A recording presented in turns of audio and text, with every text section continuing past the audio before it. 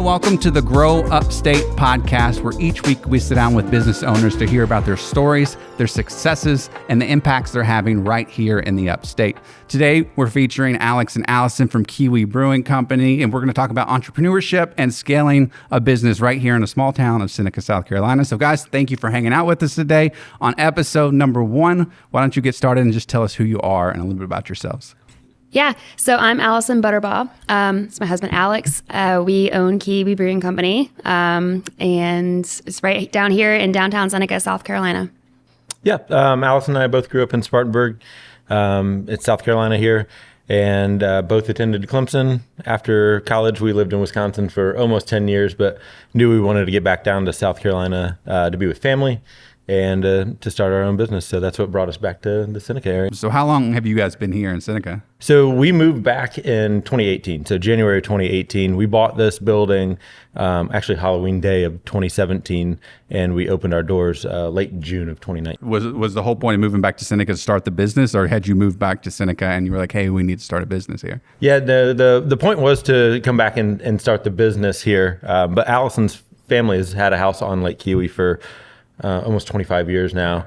And so even when we were like living in Wisconsin, when we came home to South Carolina, we always came to Seneca to visit with her family. So we knew, we were familiar with it from being at Clemson and her family being here for so long, and knew that this is the area we wanted to be because both of our families were going to retire in this area. So we wanted to make sure we were here starting our business, setting roots in the community, and set it up for our families retiring. So a lot of people, I feel like, don't know where to start and what that process looks like. And they're like, how do you even get started? How do you even get started putting together something like this? You want to tell us about that? Sure. So I'm not really quite sure how it started either. Well, we did know that we wanted to come back to Seneca. I had a career in the dairy industry. He was a brewer up there. We were living very comfortably and having a great time, in our, late 20s. Finally felt like we had a career, we're making money and having fun. But we knew coming up, we wanted to have a family. We wanted, something was going to happen differently for us coming up soon. And we knew that. And so we were thinking, are we going to do this up in Wisconsin, or are we going to move home with our family? Really, it was all about family for us. Our grandparents grew up far away from us when we were kids. We saw them maybe once, maybe twice a year if you were lucky. And we knew we didn't want that for when we had children. So really it was, how are we going to get, how are we going to start a family? Where are we going to start the family, and where are we going to live our lives from here on out? And so it really came down to wanting to move back to Seneca, start a family down here. And like Alex said, we were already familiar with the area from coming here for holidays and vacations and whatnot.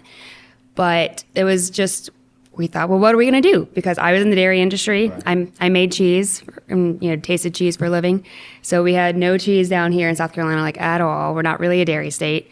And, I was like, well, I don't know what I'm going to do. And Alex was like, well, there's no breweries in Seneca, so I can't work at a brewery. Well, why don't I just start one? And it was just like, okay, well, what does that? What does that entail? And then it just kind of tumbled into one foot, kept moving after the other.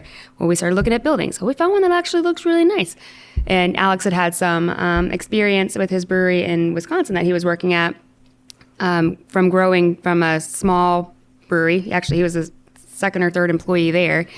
Growing from a small brewery to a much larger brewery. So he's seen the entire scale up done before. And, you think you know everything when you're going into it. Like, I've seen that before. I have a pretty good idea. No, it's a lot harder than it seems. But that was the whole thing, was just focusing on family, focusing on our future, and then finding the areas, for employment that were best for us. And the best thing for us was to start a brewery. So, and I worked at Clemson when we first moved back in the food science department. That's where I was in college, actually. So called them up. They gave me a job almost immediately, which was awesome.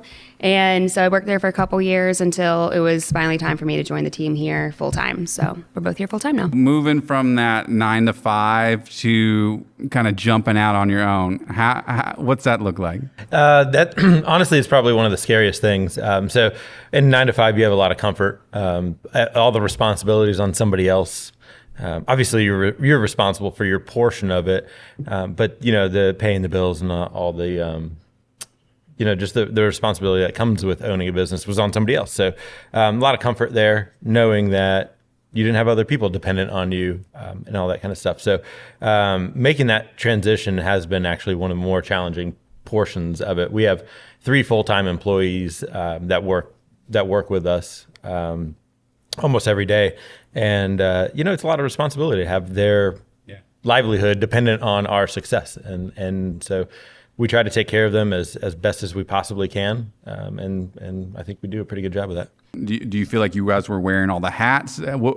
Tell me about that process, because I'm running with my business too, where some of it I offload to Fiverr, and some I have contract employees. And how did you figure out how to do? And it doesn't look the same for you, obviously, as me. Yeah. But what's that look like? So I mean, from day one, we were kind of wearing all the hats. So we moved down here. I think it was like January 5th of 2018, and the next week I started demo on this building. And so we had a family friend of ours that was a former contractor. He was 70 at the time and helping me with demo. And I mean, we demoed the entire building ourselves. We got architects in here, contractors. I was here every day making sure construction was on track and moving forward, all that kind of stuff, all while, home brewing at Allison's parents' house, and, finding or developing recipes.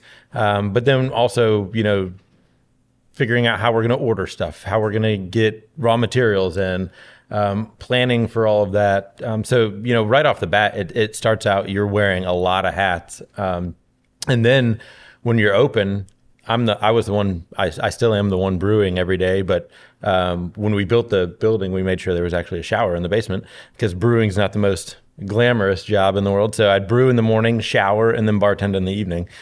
So did everything. Had long 17-hour days for the first year we were open, and kind of just made sure everything was running right, kind of taking on everything all at once, and just it also it really helped you identify where you could put another employee if you wanted to hire somebody, because we didn't want to hire like 5 people first day we were open and then realized we didn't need 5 people, and then you have to fire somebody.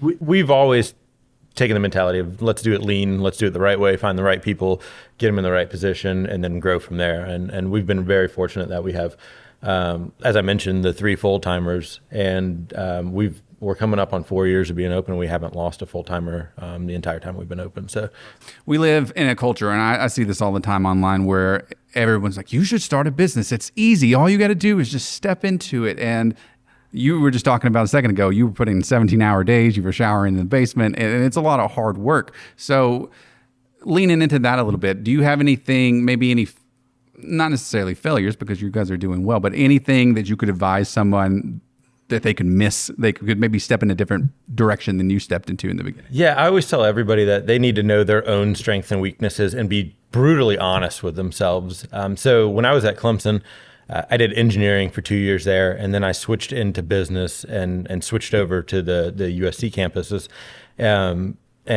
So I had kind of the engineering mentality, I guess, and then my degree is accounting.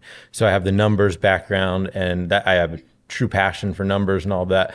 And I think a lot of people, get into it, and it's really easy. This is, I see other people having success with this. I can do that too, but they're not figuring out.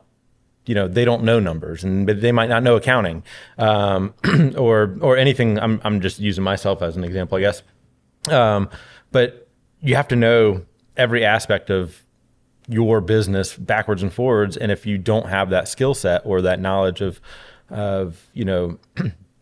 knowing all of that, you need to be brutally honest with yourself and know that that's a area you need more help in, and that might be something that is one of your first hires. Maybe you need to hire a bookkeeper right off the bat, or talk to a CPA and figure out some of these things before you get into business. But if you're brutally honest with yourself and know your strengths and weaknesses, it really sets you up a little better. And I just think a lot of people, think it's easy, and they're like, oh well, I'll figure it out along the way, and that it can get you into trouble. Absolutely. What about you, Allison? Well, I look at it from a different perspective. We've talked to some entrepreneurial classes before at Clemson, and having been somewhat on the sidelines, not in the sidelines, but not as fully immersed in the creation of the business as Alex was because I was working full time. Right. We also found out 3 days after we bought the building that we were expecting our first child. That's how it always works. Yeah. So do everything all at once. Yeah. Yeah. As soon as we moved home, I had a baby about 6 months later, and the brewery still wasn't open yet. So new mom, new business, new career for myself at the time too, and just all these other things. Really was mentally challenging, not just, for people who experience motherhood, that's a whole different mental challenge, but also with supporting him because this whole move back, is to support our family and to support this new business that we're going to grow. It was very, very difficult. There were a lot of tears, some kind of like anger at the brewery, like, why is this taking so long? But just really, it's gonna be hard. Like, prepare for it to be hard, not just, trying to figure out how to order things. It's gonna be mentally hard and exhausting. And to try and take care of yourself when you can is one of the biggest things that I would recommend to somebody starting a new business is take care of your mental health, because doing something new is always scary and hard. Yeah, and having a good support system. So Alice and I talk about it all the time. I'm very lucky to have the support of Allison. And so, especially if somebody's looking at it, starting a new business or a new entrepreneur venture, and has a spouse or a significant other or anything like that, they need to be on board too, because it really is a 24-hour kind of thing. I get home and I'm still thinking about the brewery and everything like that. And so having that support system around you, family, friends, significant others, everything is really important. So, and you can draw on a lot of experiences from other people, and especially other people in the industry that you want to get into, things like that. And I think the support and the relationships that you have are, yeah. How do you stay motivated? How do you take time to decompress and get that mental rest that you need? Well, we started going to the gym a lot more. Yeah. We used to not make that a priority. And, being in a brewery, you tend to gain weight because we serve food here and beer and whatever. And we found that, not only were we needing to get to the gym for health reasons, but we need to get there for stress release as well. And so we picked that back up, and that's been fun. We try to go every day. Doesn't happen, hardly. But we make a pretty valiant effort, I think, at it. But also, too, just drawing from the energy of our customers and the energy of our employees, too, really helps keep us motivated. Yeah, that motivation really doesn't ever seem to be a limiting factor around here. Like I was saying, that we're responsible for other people's livelihoods and things like that. So that always keeps me motivated to keep going and keep trying harder, not only for us, but for them as well.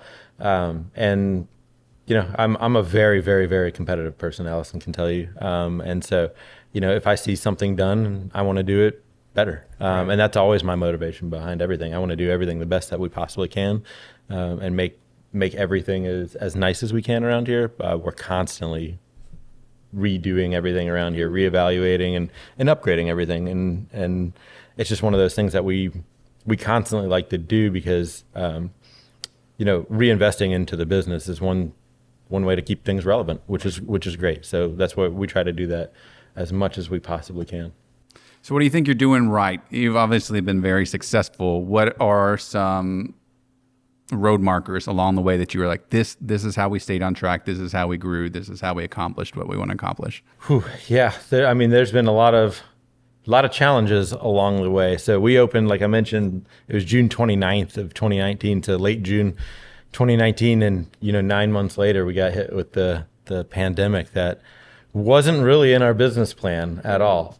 So it's something we'll never forget. I'll never want to experience anything like that again. But that was one of the things that when that happened, we got to, 9 months in, we got to evaluate how things are going and what needed to change. And it was nice to have, looking back on it, it was nice to have a little bit of time to do that. And so we did reevaluate things that we were doing well and things that needed improvement. And one of the things that needed improvement was our outdoor area. So we were able to completely remodel that and change the way we utilize that outdoor area.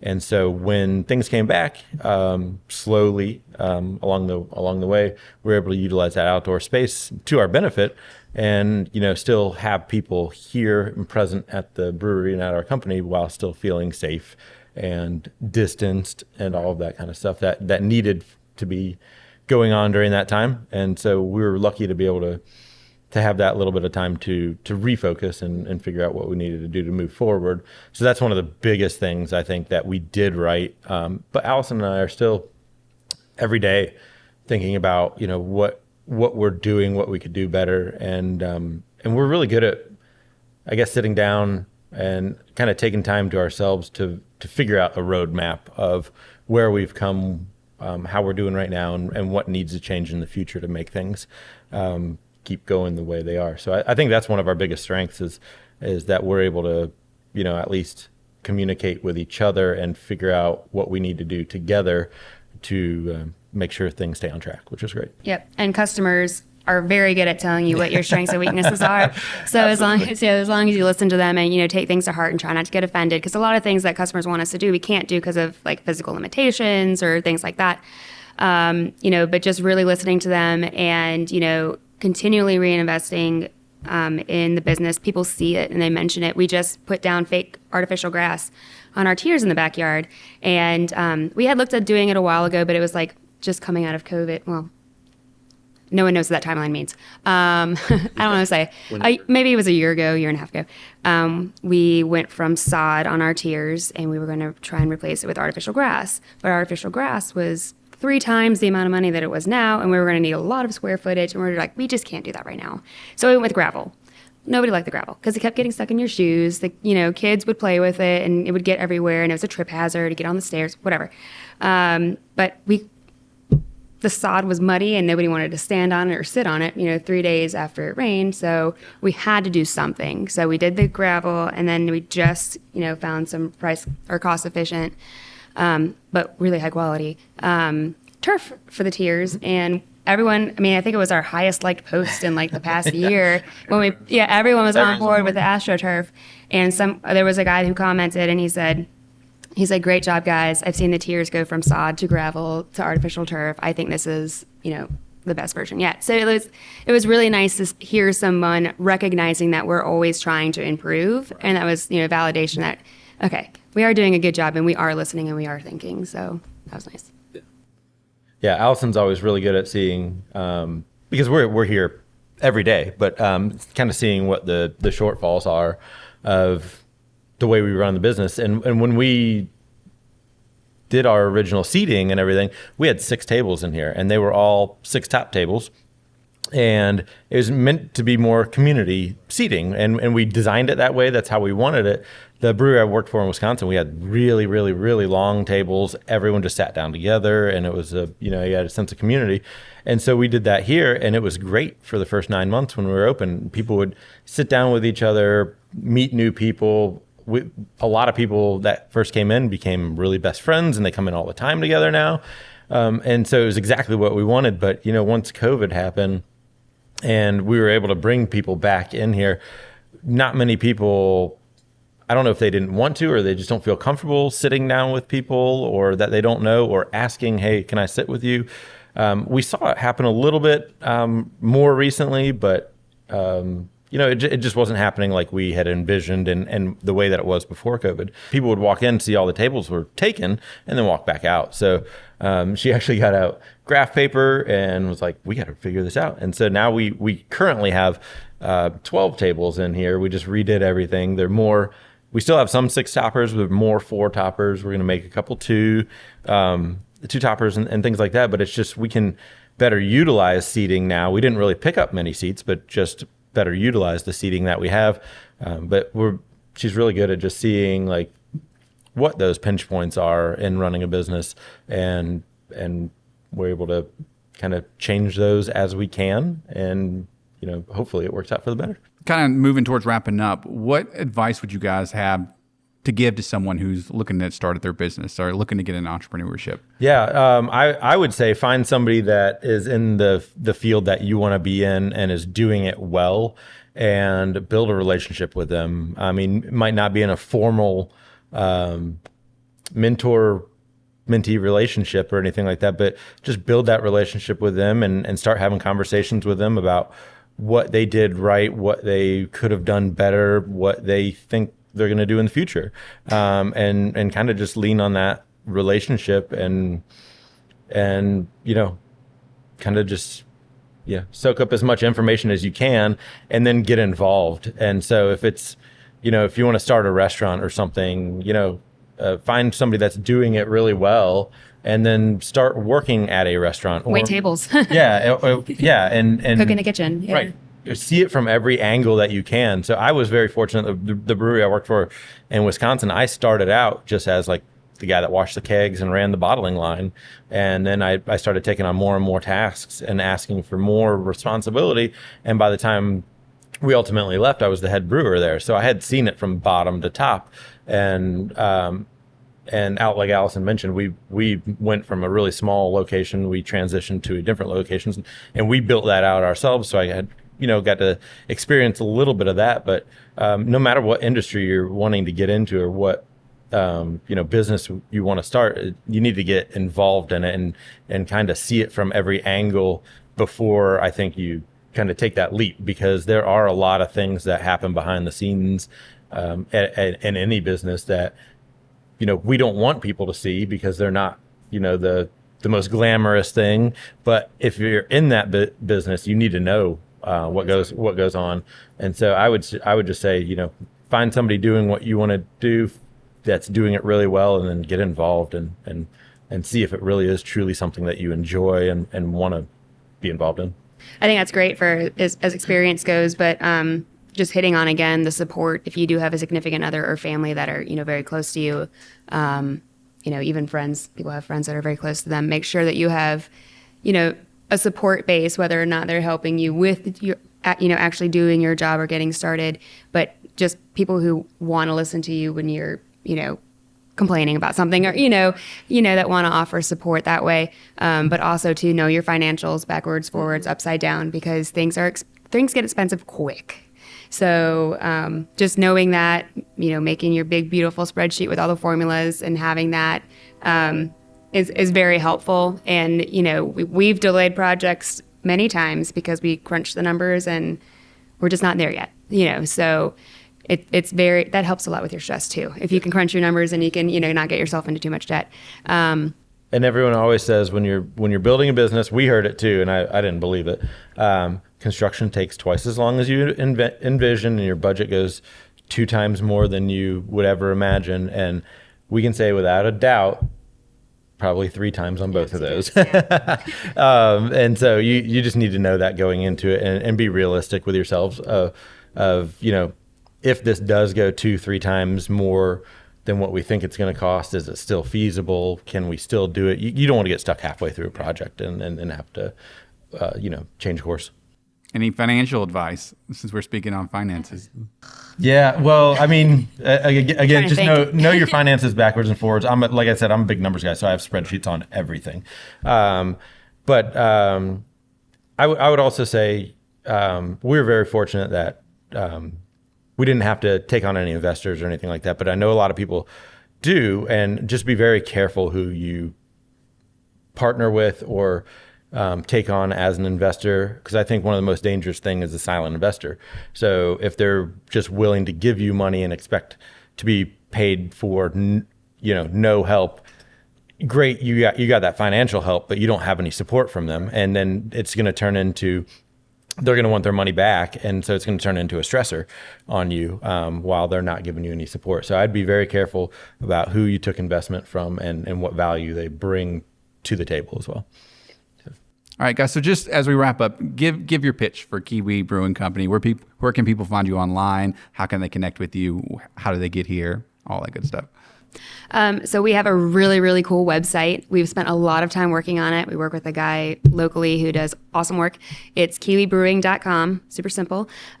We post all of our events up there. We have menus linked to our online shop. You can't buy beer online right now in South Carolina, but you can buy merchandise. And just really everything you need to know about Keowee Brewing Company is on our website. We also have a Facebook page that we update almost every day with, what's going on, is live music going to be inside or outside because of the weather, all that stuff. But we're really fortunate to be down here in downtown Seneca, right in the heart of our little town, just south of Lake Keowee. So if you're ever in town going to Lake Keowee, we're literally right here. Can't miss us. Yeah, we're located at 401 East Main Street in downtown Seneca, and so we're just a couple blocks away from the historic Ramcat Alley area. And we have a old historic building that was built in 1889, which was fun to remodel, but. A neat little historic building, decent indoor seating, but we have a really, really nice outdoor space. So family friendly, pet friendly outside. And we try to keep 12 beers of our own on tap all the time, but a little challenging to keep up with all the time. Yeah. So we'll usually have at least 10 of our own beers on tap, and hopefully something for everybody. We also have we have slushies that we do. We have ciders. We have wine. We have juice boxes for the kids if you bring kids. And we serve food. Yeah, we have a really nice kitchen that serves really good food, and a little bit of everything for everybody. Awesome. Guys, thank you so much for hanging out with us today. Guys, thank you for listening. You can follow us online at kiwicreative.co/growupstate. We're on iTunes. We're on Spotify. We're on YouTube. We'll be back with you next week for another episode. Until then, we'll see you later.